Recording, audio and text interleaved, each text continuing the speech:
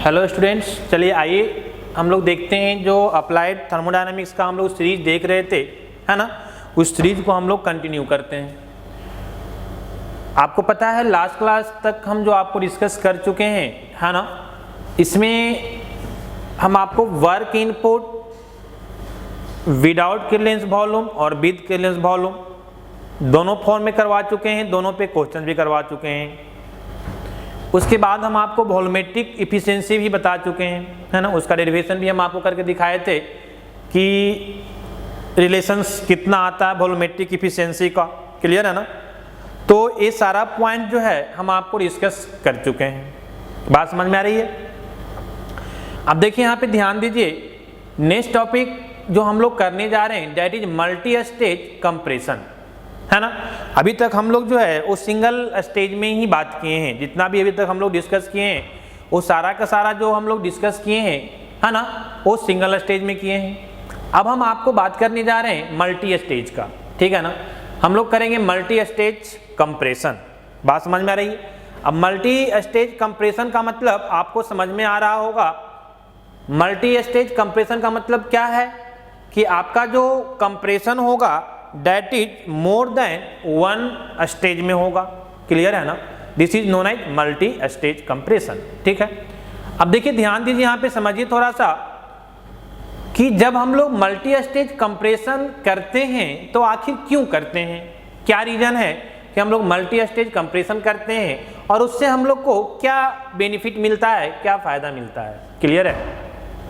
तो इसके लिए जो है हम आपको, है ना, 3-4 पॉइंट्स यहाँ पे हम आपको रिप्रेजेंट कर चुके हैं ऑलरेडी, है ना।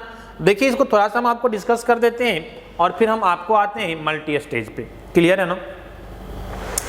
तो मेरा कहने का मतलब हुआ कि मल्टी स्टेज करने का जो मेरा रिक्वायरमेंट आता है वो क्यों आता है वो हम पहले यहाँ पे देख रहे हैं, क्लियर है। तो इसके लिए क्या है कि आपको कुछ समझना पड़ेगा। क्या समझना पड़ेगा? सबसे पहले आइए देखिए हम पॉइंट बाय पॉइंट हम आपको रिलेट कर देते हैं, ठीक है ना।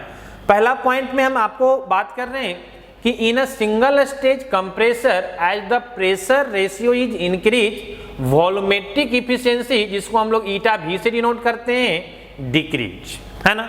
सो beyond the certain pressure ratio multi stage compressor becomes compulsory. बात समझ में आ रही है ना। तो कहने का मतलब क्या हुआ कि जैसे जैसे आइए देखिए रिलेशन से हम आपको रिलेट करते हैं कि जो वॉल्यूमेट्रिक इफिशिएंसी हम लोग डिफाइन किए थे वो क्या था।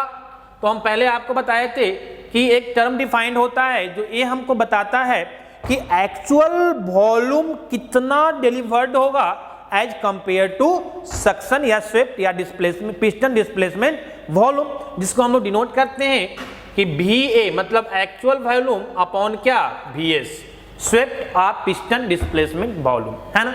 तो ये दोनों का रेशियो हम लोग डिफाइन करते हैं। ये क्या दिखाता है? ये दिखाता है कि दिस एक्चुअल वॉल्यूम, ये एक्चुअल वॉल्यूम कितना कम डिलीवर्ड करेगा एज कंपेयर टू क्या, स्टॉक या स्वेप्ट वॉल्यूम, क्लियर है ना। इसी को डेरिवेशन करने के बाद हम एक रिलेशंस आपको डिफाइन किए थे एंड दैट रिलेशंस इज, है ना, रिलेशंस कुछ इस तरह से आपको डिफाइंड हुआ था कि 1 - C into P2 by P1 पे पावर 1/n और -1, क्लियर है ना। तो कहने का मतलब है कि इस तरह से जो है एक वॉल्यूमेट्रिक इफिशिएंसी का रिलेशंस जो है हम आपको लास्ट क्लास में डिफाइन किए थे, क्लियर है ना। अब देखिए ध्यान दीजिए, यहाँ पे समझिए कि पहला पॉइंट बोल रहा है कि in a single stage compressor as the pressure ratio increase. Pressure ratio का मतलब क्या है? यही तो है आपका प्रेशर रेशियो जो है that is P2 by P1, clear है ना। तो जैसे जैसे आप प्रेशर रेशियो का वैल्यू यहाँ पे बढ़ाएंगे, है ना, ये वॉल्यूमेट्रिक इफिशिएंसी आपका क्या कर जाएगा, डिक्रीज कर जाएगा, क्लियर है। तो आप समझिए थोड़ा सा कि वॉल्यूमेट्रिक इफिशिएंसी डिक्रीज करने का मतलब क्या है कि एक्चुअल में जो वॉल्यूम डिलीवर्ड होगा, एक्चुअल वॉल्यूम जितना डिलीवर्ड होगा आपका कंप्रेसर से वो आपका कम होते जाएगा, क्लियर है। तो कहने का मतलब है कि जैसे आप डायग्राम से समझिए, यहाँ पे ध्यान दीजिए थोड़ा सा, अगर हम डायग्राम की बात करें तो आप देखिए यहाँ पे डायग्राम थोड़ा सा जिससे रिलेट कीजिए आप तो ज़्यादा अच्छे से समझ में आएगा। जैसे ए आपका जो है सबसे पहले आपका कंप्रेशन प्रोसेस होता है 1 to 2, फिर आपका डिस्चार्ज होता है। अगर हम विद किरलेस वॉल्यूम की बात करें है ना, तो फिर आपका एक्सपेंशन होता है और फिर यहाँ से आपका क्या होता है, सक्शन होता है। क्लियर? तो ये जो सक्शन वॉल्यूम होता है, ये जो सक्शन वॉल्यूम होता है, इसी को हम लोग बात करते हैं क्या, VA, एक्चुअल वॉल्यूम, है ना। जबकि आपका जो पिस्टन डिस्प्लेसमेंट वॉल्यूम है ये आपका कुछ यहाँ से यहाँ तक है, ये आपका क्या है, VS है। क्लियर? तो पिस्टन डिस्प्लेस कर रहा है 0.1 से लेकर 2 होता है and this is 0.3 and this is 0.4। तो 1 से 3 तक पिस्टन डिस्प्लेस कर रहा है, लेकिन एक्चुअल में जितना वॉल्यूम डिलीवर्ड बोलो या फिर जितना सक्शन हो रहा है, जितना हम लोग यहाँ पे सक्शन करेंगे उतना ही को डिलीवर्ड करेंगे, तो एक्चुअल वॉल्यूम जितना डिलीवर्ड होगा वो कौन सा है, VA है। क्लियर? तो कहने का मतलब है कि वॉल्यूमेट्रिक एफिशिएंसी डिक्रीज करने का मतलब है कि आपका जो एक्चुअल वॉल्यूम डिलीवर्ड है वो कम होते जाएगा, है ना।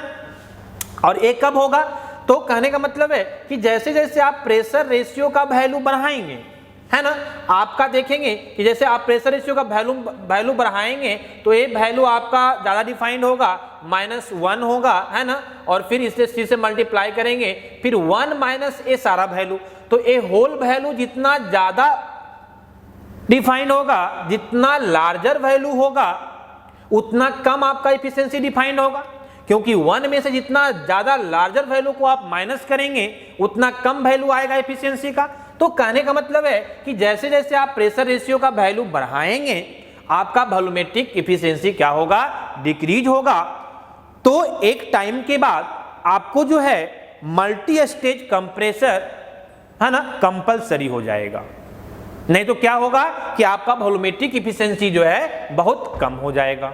बात समझ में आ रही है ना। तो पहला पॉइंट तो ये है कि, है ना, single stage compressor as the pressure ratio is increase volumetric efficiency decreases, so beyond the certain pressure ratio multi stage compressor becomes compulsory.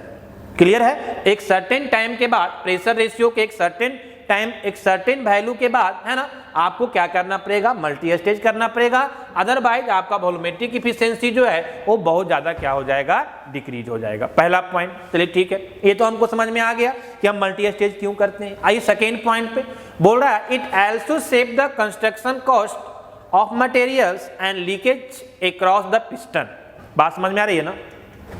देखिए तो सिंपल सी बात है कि अगर आपको प्रेशर रेशियो ज़्यादा करके रखना है किसी वेसल में, तो वो वेसल जो है उसका वाल ज़्यादा थिक होना चाहिए, ज़्यादा स्ट्रॉन्ग होना चाहिए। तो ज़्यादा अगर थिक ज़्यादा स्ट्रॉन्ग वाल चाहिए तो आपका मटेरियल कॉस्ट भी बढ़ेगा। क्लियर है ना।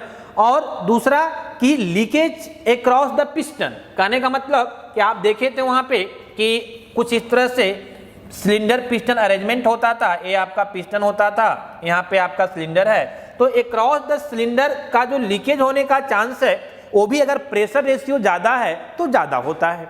क्लियर? तो ये सारी बेनिफिट भी हमको मिलेगा अगर हम करेंगे क्या, मल्टी स्टेज। क्या? तो हमको कंस्ट्रक्शन कॉस्ट ऑफ मटेरियल्स जो है वो भी सेव होगा और लीकेज अक्रॉस द पिस्टन भी क्या होगा, कम होगा। ठीक है ना। चलिए आइए नेक्स्ट पॉइंट पे हम बात करते हैं। नेक्स्ट पॉइंट बोल रहा है, in multi stage compressor if intercooling is used in between the stages it decrease the work required for compressor. This is very very important। ये भी आपका बहुत इंपॉर्टेंट पॉइंट है। बहुत सिंपल है, क्या बोल रहा है कि अगर मल्टी स्टेज कंप्रेसर में 2 स्टेज के बीच अगर आप इंटरकूलिंग करते हैं तो वर्क रिक्वायर्ड फॉर कंप्रेसर जो है वो क्या हो जाएगा, डिक्रीज कर जाएगा। और हम लोग जानते हैं कि कंप्रेसर के केस में जितना कम वर्क हमको देना पड़े उतना हमारे लिए बेनिफिशियल है, क्योंकि हमको वर्क वहां देना पड़ता है कंप्रेसर को ऑपरेट करने के लिए। बात समझ में आ रही है ना। तो कंप्रेसर के केस में हमको जितना कम वर्क देना पड़े उतना हम लोग के लिए क्या होता है, बेनिफिशियल होता है। क्लियर है। तो कहने का मतलब क्या है कि अगर हम मल्टी स्टेज में इंटरकूलिंग हम यूज कर देते हैं बिटवीन द स्टेजेज, तो हमको work requirement for the compressor क्या कर जाता है, डिक्रीज कर जाता है। तो वो भी हम इसी में देखेंगे। क्लियर है। एक और पॉइंट लास्ट में आप यहाँ पे ध्यान दीजिए, बोला जा रहा है कि the delivery temperature increase with pressure ratio, है ना। बोला कि डिलीवरी टेम्परेचर जो होता है वो आपका इंक्रीज कर जाता है किसके साथ, प्रेशर रेशियो के साथ। मतलब P2/P1 का वैल्यू आप बढ़ाएंगे तो आपका डिलीवरी टेम्परेचर का मतलब क्या, कि कंप्रेशन होने के बाद जो टेम्परेचर आपका आएगा, क्योंकि आप डिलीवरी कब करते हैं, पहले सक्शन करने के बाद फिर कंप्रेस करते हैं और फिर उसको क्या करते हैं, डिलीवरी करते हैं या डिस्चार्ज करते हैं। क्लियर है ना। तो डिलीवरी टेम्परेचर का मतलब कि जब डिस्चार्ज होने लगेगा कंप्रेशन के बाद, है ना। तो एक क्यों ऐसा बोल रहा है इसको समझिए थोड़ा सा, देखिए ध्यान दीजिए, है ना। सिंपल पॉइंट से आपको यहाँ पे समझ में नहीं आएगा। क्लियर है। आप यहाँ पे इस पॉइंट को जो है इसके साथ रिलेट कर लीजिएगा। हम आपको बार बार बोल रहे हैं कि आप जब नोट्स बनाएंगे तो कैसे बनाएंगे, तो अभी इस पॉइंट को समझाने के बाद हम यहाँ पे कुछ समझाएं आपको वॉल्यूमेट्रिक एफिशिएंसी से रिलेट करके। तो ये जो पॉइंट है, इस पॉइंट के बाद इस, है ना, एक्सप्लेनेशन को आपको क्या कर लेना है, नोट कर लेना है क्लियरली। सिमिलरली जैसे अब हम यहाँ पे बात कर रहे हैं, ठीक है, यहाँ पे हम आपको ये समझाने की कोशिश कर रहे हैं कि ये पॉइंट क्या कहना चाह रहा है। तो देखिए यहाँ पे समझिए, आइए थोड़ा सा ध्यान दीजिए। जैसे पॉइंट 1 to 2 आपका क्या है, कंप्रेशन प्रोसेस है, ए आपका सक्शन है। क्लियर है ना। ये आपका क्या है, सक्शन है, और ये आपका क्या है, कंप्रेशन प्रोसेस है, जो कि पीवी पे power n is equal to constant. Generally हम लोग पॉलीट्रॉपिक कंप्रेशन करवाते हैं, है ना। अब हम जब पॉलीट्रॉपिक कंप्रेशन करवाते हैं तो अगर हम आपसे पूछें कि एंड ऑफ कंप्रेशन टेम्परेचर कितना होगा, तो टेम्परेचर आपका राइज करेगा। कैसे राइज करेगा, समझिए यहाँ पे ध्यान दीजिए। तो कहने का मतलब है कि पॉलीट्रॉपिक प्रोसेस फॉर पीवी पे power n is equal to constant के लिए अगर हम फाइनल मतलब T2 निकालें तो हम कैसे निकालेंगे, तो हम लिख सकते हैं रिलेशन T2/T1 किसके बीच में हमको रिलेट करना है, तो टेम्परेचर और प्रेशर के बीच में करना है, प्रेशर रेशियो P2/P1। तो T2/T1 इज इक्वल टू हम लोग क्या लिख सकते हैं जी, बताइए। हम लोग जानते हैं रिलेशन P2/P1 पे पावर n-1 अपॉन कितना, n। क्लियर है ना, हर कोई जानता है। अब देखिए यहां से अगर हम T2 निकालना चाहें तो T1 इंटू P2/P1 पे power n-1 upon n। Clear है ना, ये रिलेशन हमको आएगा, हम T2 का वैल्यू निकालेंगे तो। क्लियर है। अब देखिए यहां से आपको दिख रहा होगा कि जैसे जैसे आप प्रेशर रेशियो का वैल्यू बढ़ाएंगे, P2/P1 प्रेशर रेशियो का वैल्यू आप बढ़ाएंगे तो आपका टेम्परेचर क्या करेगा, डिलीवरी टेम्परेचर का मतलब कौन सा है ना, यही तो अब डिस्चार्ज होगा, यहीं पे टेम्परेचर बढ़ा और अब क्या हो जाएगा, डिस्चार्ज हो जाएगा, तो यही आपका डिलीवरी टेम्परेचर होगा। क्लियर है ना।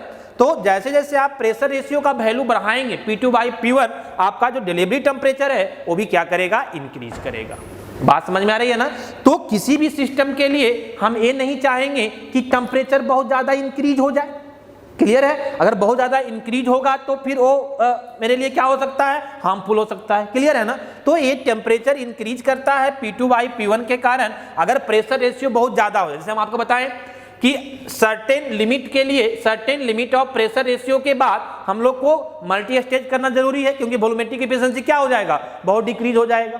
उसी तरह से certain amount of pressure ratio के बाद अगर टेम्परेचर बहुत ज्यादा बढ़ जाए तो हम लोग को क्या करना पड़ेगा, मल्टी स्टेज करना पड़ेगा। क्लियर है ना। तो एक कुछ पॉइंट्स है जो हम आपको ये बताना की कोशिश कर रहे हैं कि हम मल्टी स्टेज क्यों करते हैं। क्लियर। तो पहला कि अगर हम प्रेशर रेशियो बढ़ाते हैं तो वॉल्यूमेट्रिक एफिशिएंसी डिक्रीज हो जाता है, इसलिए सर्टेन टाइम के बाद मतलब सर्टेन प्रेशर रेशियो के बाद हम लोग को मल्टी स्टेज करना जरूरी हो जाता है। दूसरा, इससे हम लोग को कंस्ट्रक्शन मटेरियल्स का भी सेविंग होता है और लीकेज प्रूफ का भी सेव होता है।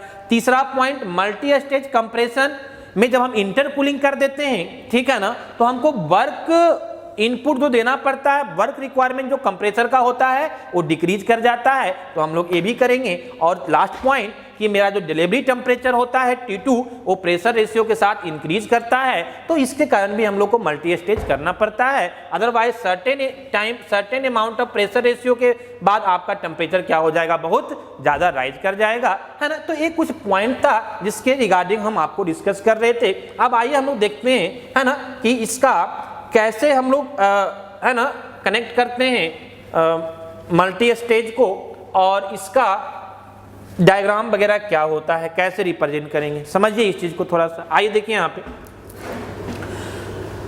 मल्टी स्टेज का मतलब मोर देन वन स्टेज होगा, क्लियर। तो सपोज दैट कि एक मेरा कंप्रेसर यहां पे हम ले रहे हैं, this is compressor number 1, this is compressor number 1, ये आपका जो है पहला कंप्रेसर है, क्लियर। अब जो है यहां से कुछ आपका इनलेट हुआ, यहां पे पॉइंट आपका 1 है जहां से इन कर रहा है, ठीक है ना। अब इसमें इन करने के बाद कंप्रेशन प्रोसेस हुआ और फिर यहां से ये निकल गया, ठीक है। अब यहां पे हम क्या कर रहे हैं, इंटर कूलिंग कर रहे हैं, ठीक है। और इसके बाद जो है एक कहां पे आएगा, तो एक दूसरे कंप्रेसर में आएगा। सपोज दैट यहां पे आपका जो है कंप्रेसर नंबर 2 लगा हुआ है, सपोज दैट ये आपका कंप्रेसर 2 है। तो यहाँ अब फिर इसमें इन करेगा, फिर इसमें कंप्रेस होगा और फिर यहाँ से निकलेगा, और यहाँ से निकल के जो है यहाँ से आएगा, तो ये फिर कहाँ आ जाएगा, है ना। यहाँ से निकलने के बाद जो है ये आपको आ जाता है रिसीवर में, क्लियर है। ये आपका क्या है, दिस इज रिसीवर, ये आपको रिसीवर में आ जाता है, क्लियर। अब ये जो है एक कंप्रेसर 1 है, एक कंप्रेसर 1 है और एक क्या है, कंप्रेसर 2 है, ठीक है ना। इसको हम लोग क्या बोलते हैं, इसको लो प्रेशर कंप्रेसर बोलते हैं और इसको हाई प्रेशर कंप्रेसर बोलते हैं। क्यों, क्योंकि इनिशियली जब कंप्रेस करेंगे तो उस समय प्रेशर लो रहेगा, फिर इसी हाई प्रेशर को और कंप्रेस करेंगे तो और प्रेशर बढ़ जाएगा, तो यहाँ पे आके जो प्रेशर है वो हाई हो जाता है और यहाँ पे प्रेशर मेरा क्या रहता है, लो रहता है, क्लियर है ना। तो इस तरह से जो है आपका हम 2 स्टेज की बात कर रहे हैं यहाँ पे। ये नंबर ऑफ स्टेज कुछ भी हो सकता है, हम लास्ट में n स्टेज को लेके एक्सप्लेन कर देंगे। अभी हम यहाँ पे 2 स्टेज की बात कर रहे हैं, क्लियर है ना। तो कहने का मतलब है कि ये जो आपका डिफाइंड होगा, यहाँ पे पॉइंट 1 डिफाइंड होगा, है ना। और इसमें फिर आया कंप्रेसर में, फिर कंप्रेस हुआ, कंप्रेस होने के बाद फिर यहाँ पे निकलेगा, तो इसका क्या होगा, स्टेट चेंज हो जाएगा। फिर यहाँ पे आपका कुछ डिफाइंड हो रहा है, सपोज दैट 1 डैश मान लेते हैं, क्लियर, 1 डैश मान रहे हैं। फिर यहाँ पे ये आपका क्या है, this is intercooler, this is intercooler, है ना। ये आपका इंटरकूलर है जहां पे हम लोग क्या करेंगे, इंटरकूलिंग करेंगे। क्यों करेंगे, क्योंकि हम यहाँ पे आपको पहले ही बता दिए हैं कि इंटरकूलिंग करने से मेरा जो वर्क रिक्वायरमेंट होगा कंप्रेसर के लिए वो क्या कर जाएगा, डिक्रीज कर जाएगा, जो हमारे लिए बेनिफिशियल होगा। हम आपको दिखाएंगे भी डायग्राम पे कैसे डिक्रीज करेगा, क्लियर है। तो कहने का मतलब है कि ए मेरा इस तरह से डिफाइंड हुआ, यहाँ पे कंप्रेसर है, फिर यहाँ पे क्या होगा, इंटरकूलिंग होगा। इंटरकूलिंग होने के बाद यहाँ पे कुछ स्टेटस चेंज होगा, ए मान लिया पॉइंट 2 है, फिर इसमें आएगा, फिर कंप्रेसर होगा, फिर यहाँ निकलेगा दिस इज 2 डैश, क्लियर है ना। और फाइनली अब यहाँ जो निकलेगा वो यहाँ पे आपका रिसीवर में रिसीव हो जाएगा, क्लियर। तो कहने का मतलब है कि इस तरह से आपका जो कंप्रेसर है ना, वो मल्टी स्टेज में, मोर देन 1 स्टेज में जो है आपका क्या होता है, कनेक्टेड होता है, ठीक है ना। अब आइए ध्यान दीजिए, यहाँ पे समझिए, अगर हम इसका डायग्राम बनाने की कोशिश करें, है ना, देखिए यहाँ पे ध्यान दीजिए, ये आपको हम फिर से एक्सप्लेन कर रहे हैं, बहुत सिंपल है। यहाँ पॉइंट 1 पे इन किया, फिर आपका कंप्रेसर में आया, यहाँ कंप्रेसर 1 है जिसको लो प्रेशर कंप्रेसर भी हम लोग बोलते हैं। यहाँ पे एक सर्टेन अमाउंट तक कंप्रेस हुआ, है ना। हम लोग बहुत ज्यादा कंप्रेस नहीं कर सकते, क्यों, एक चीज और ध्यान देने की बात है कि प्रेशर रेशियो का मतलब आप क्या समझ रहे हैं, मतलब आप कहीं इस तरह से कंफ्यूज ना हो कि फाइनली जो प्रेशर रेशियो मेरा आएगा 1 से लेके फाइनल तक में, है ना, वो तो एक में भी करेंगे तो उतना ही आएगा, लेकिन क्या है ना कि वो स्टेज में डिफाइंड हो जाएगा। एक कंप्रेसर में एक सर्टेन अमाउंट ही कंप्रेस होगा, उससे ज्यादा अब नहीं होगा, फिर क्या होगा, दूसरे कंप्रेसर में वो कंप्रेस होगा।